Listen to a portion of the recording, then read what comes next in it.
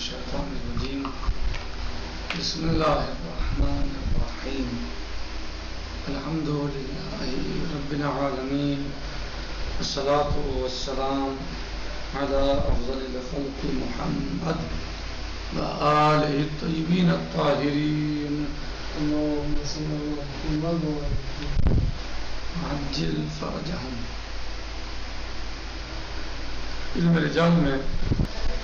رجال میں ہماری گفتگو اصحاب امام جعفر صادق علیہ السلام میں چل رہی ہے.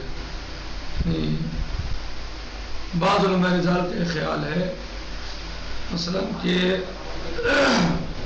اصحاب امام علیہ السلام سب کے سب ثقہ ہیں، یعنی صحابیت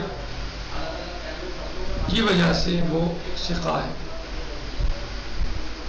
اس سلسلے میں ہماری گفتگو چل رہی ہے. بعض علماء کا کہنا ہے کہ نہیں، ایسا نہیں ہے، صحابیت صرف جو ہے وہ صحابی ہونا ثقہ ہونے کے لیے کافی نہیں ہے. اور اس پر بہت سی گفتگو ہوئی ہے دروس میں، گزشتہ دروس میں. آج نمبر 3 سے ہم شروع کرتے ہیں. پھر اگرچہ بعض حضرات نے اس سلسلے میں نقطہ بھی اٹھایا ہے کہ ابن خدا زیدی المذہب تھا اور اس کی توثیق کا کوئی اعتبار نہیں ہے. اس کا مذہب زیدی تھا، زیدیہ سے اس کا تعلق تھا، لہذا اس کی توثیق کا بھی کوئی اعتبار نہیں ہے. لیکن بظاہر اس کی کوئی گنجائش نہیں ہے، اس لیے کہ ابن خدا نے اپنے رجال میں افراد کے ثقہ ہونے کی شہادت نہیں دی ہے، بلکہ انہیں امام صادق علیہ السلام کے راویوں میں شمار کیا ہے. اور نجاشی نے بھی اسی نقطے کی طرف اشارہ کیا ہے کہ ابن خدا نے حضرت کے راویوں کے نام جمع کیے ہیں.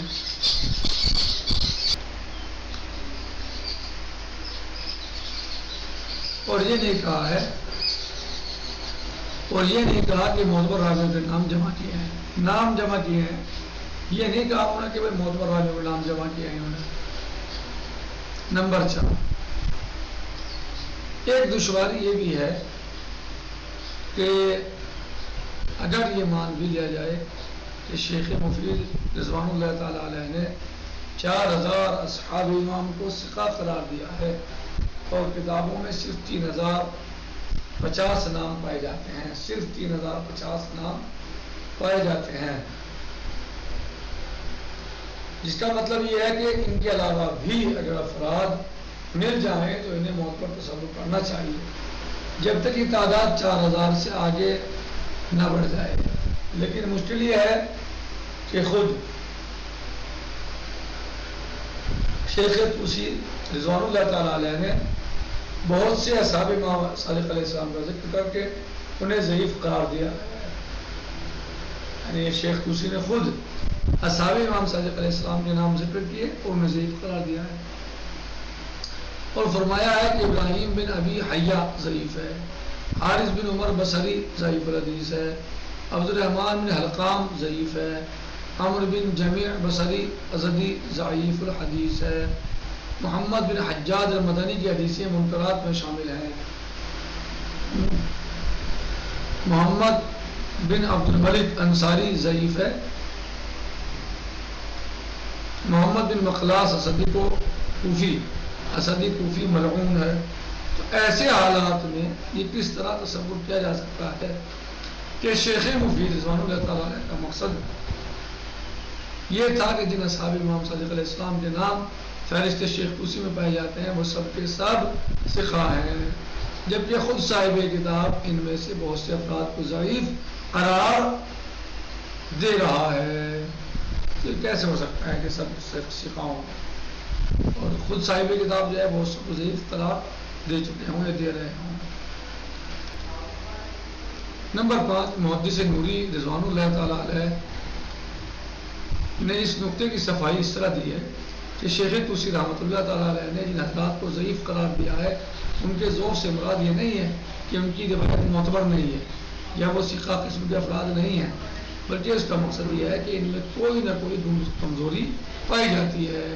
یا انہوں نے ضعیف افراد سے روایت نقل کر دی ہے، یا ان سے ضعیف افراد نے روایت نقل کر دی ہے، یا انہوں نے مرسل روایات پر اعتبار کر لیا ہے، جسے دور قدیم کے علماء اسباب ضعف میں شمار کیا کرتے تھے۔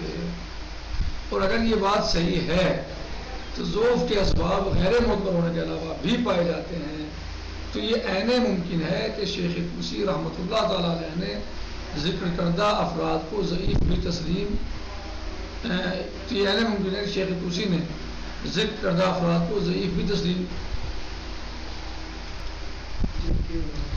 شیخ طوسی کے ہی ہے ذکر کردہ افراد کو ضعیف بھی تسلیم کیا جائے اور ثقہ بھی تسلیم کیا جائے، اور اس طرح شیخ مفید رحمۃ اللہ تعالیٰ علیہ کا بیان مکمل ہو جائے اور تمام اصحاب امام صلی اللہ علیہ وسلم کو ثقہ تسلیم کر دیا جائے۔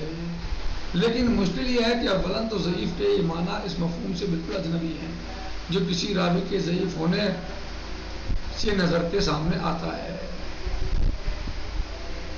لیکن مشکل یہ ہے کہ اولاً تو ضعیف کے یہ معنی اس مفہوم سے بالکل اجنبی ہے، اس مفہوم سے بالکل اجنبی ہے جو کسی راوی کے ضعیف ہونے سے نظر کے سامنے آتا ہے۔ اور دوسری بات یہ ہے کہ لفظ ضعیف کی تعویل تو کر لی جائے گی، لیکن لفظ ملعون کے بارے میں کیا کہا جائے گا؟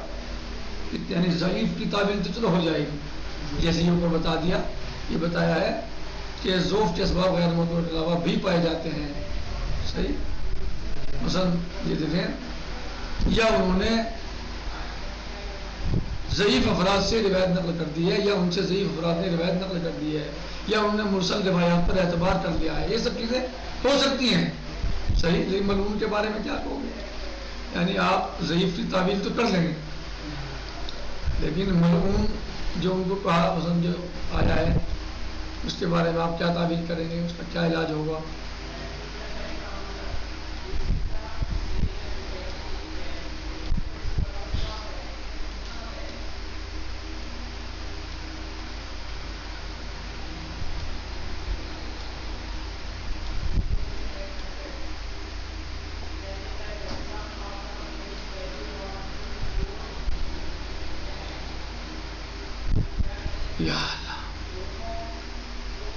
اور اگر یہ بات صحیح ہے کہ ضعف کے اسباب غیر معتبر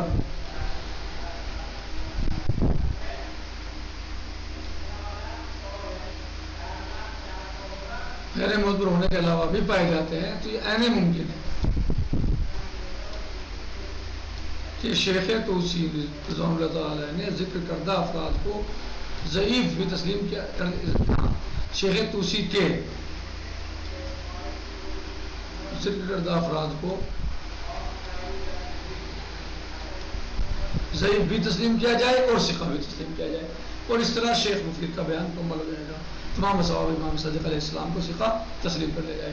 لیکن مشکل یہ ہے کہ اولاً تو ضعیف کے یہ معنی اس مفہوم سے بالکل اجنبی ہے جو کسی راوی کے ضعیف ہونے سے نظر کے سامنے آتا ہے۔ دوسری بات یہ ہے کہ لفظ ضعیف کی تعویل تو کر لی جائے گی، لیکن لفظ ملعون کے بارے میں کیا کہا جائے گا؟ گزرانا بھی ہے فرق کے اوپر کہ ملعون کب بھی کہا ہو سے جائے وہ دیکھیے، یہ ہے محمد بن مخلاص اسدی کوفی ملعون ہے، تو یہ مسئلہ ہے۔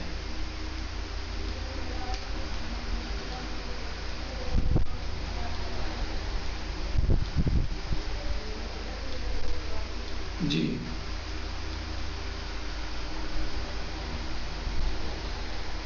ابراہیم بن حیہ حارث بن عمر بصری ضعیف الحدیث ہے، جی۔ تو جس کو ملعون کہا ہے اس کا آپ کیسے تعبیر کریں گے؟ کیا تعبیر کریں گے آپ اس کے بارے میں؟ کیا اس کی بھی یہی تعبیر کی جائے گی کہ فلاں شخص اگرچہ ملعون تھا لیکن ثقہ بھی تھا؟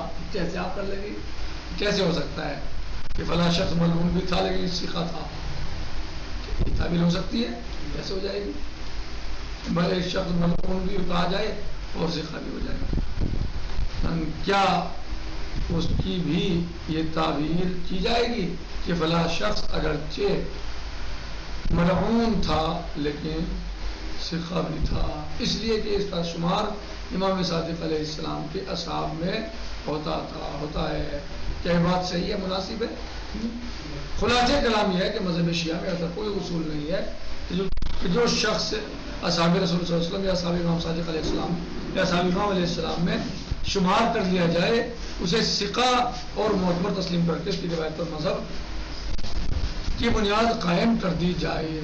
اور امام صادق علیہ السلام کے اصحاب میں اگر بقول شیخ مفید 4000 ثقہ اور معتبر افراد شامل بھی تھے تو ان کے بارے میں اس امر کا کوئی ثبوت نہیں ہے کہ ان سے مراد وہی افراد ہیں جن کا ذکر ابن خدا نے اپنے نظام میں کیا ہے یا شیخ توسی نے اپنے رجال میں کیا ہے، بلکہ عین ممکن ہے کہ ان میں سے بعض افراد وہ ہوں جو ان کتابوں میں پائے جاتے ہیں اور بعض وہ رہے ہوں جن کا تذکرہ دوسری کتابوں میں کیا گیا تھا.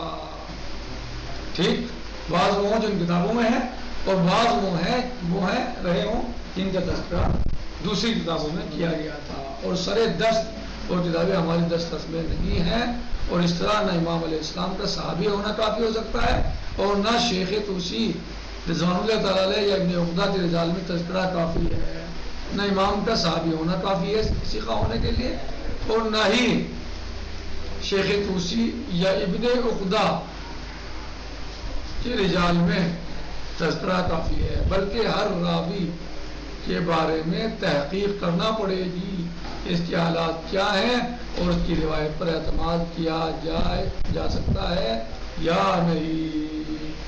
الحمدللہ رب العالمین. السلام علیکم ورحمۃ اللہ تعالی وبرکاتہ. فی امان اللہ. خدا حافظ.